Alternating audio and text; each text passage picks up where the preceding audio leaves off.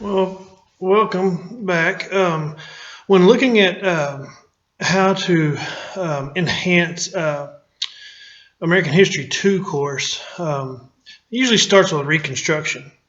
And I kind of what I did was took the assignment and kind of made it my own, dealing with my thesis, the Texas Frontier. And Fort Belknap specifically. Fort Belknap was still frontier after the Civil War, and so that's kind of where these two articles come in.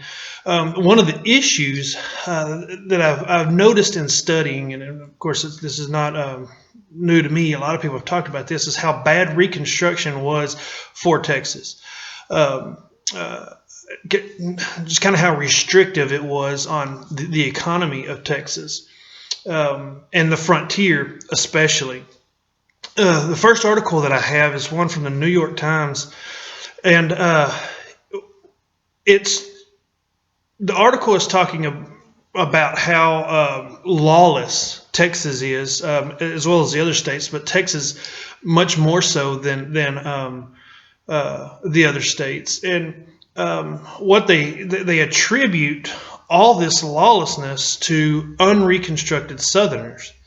Um, and in some instances, that's the case. There were unreconstructed Southerners that are causing problems. But specifically in this article, they talk about the frontier of Texas.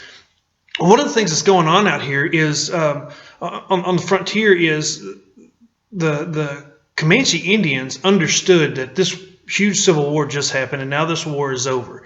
They had gained a lot of ground back during the Civil War because all the men were gone. So they regained a lot of their territory that had been lost to the settlers. And they realized that these men are going to be coming back. So they started with their raids again. They kicked them into high gear, which eventually leads into the Red River Wars.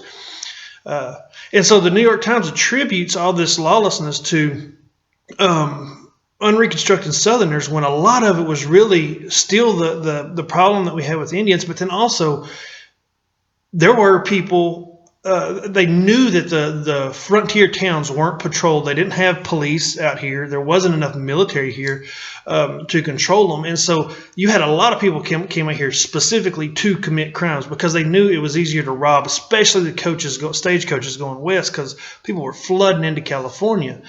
So you have a lot of that lawless element out here, but that's it's not necessarily directly related to people being upset because of the outcome of the Civil War. And then my second article that I went to is actually an obituary, and this was fascinating. I just kind of typed in Fort Belknap, and this obituary popped up. This guy's name is William Logan. He ends up becoming a sutler at Fort Missoula, and then he fights under Custer at the Battle of Bighorn, Little Bighorn. He also fights with his dad at the Battle of Little Bighorn, which is fascinating to me. He survived Little Bighorn, and he's actually one of the party that went back and buried all of the dead. And then he ends up becoming an Indian agent for the Blackfoot Indians. Just kind of a really fascinating character. He ends up hiring on with the government appoints him to help oversee clearing for the railroads going west, and he's in Montana. And he gets to this spot that he's supposed to clear, and there's wildfires going on. And so he has the military come in and help put those out, and kind of preservation efforts start underneath his watch. Eventually, what he ends up doing is preserving huge tracts of land. And the specific place that he was at, he was appointed superintendent over that tract of land, which then, in the next following years, after he dies, in the next following years, I think 2 years afterwards, becomes Glacier National Park.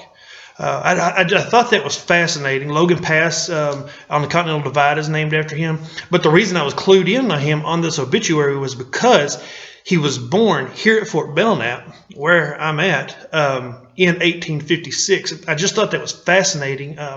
But that kind of the national park system starting up in the 1900s under Roosevelt and stuff, and then Reconstruction in Texas. There's two little stories that you probably never heard of, but help kind of explain, make it personal to the people that are watching.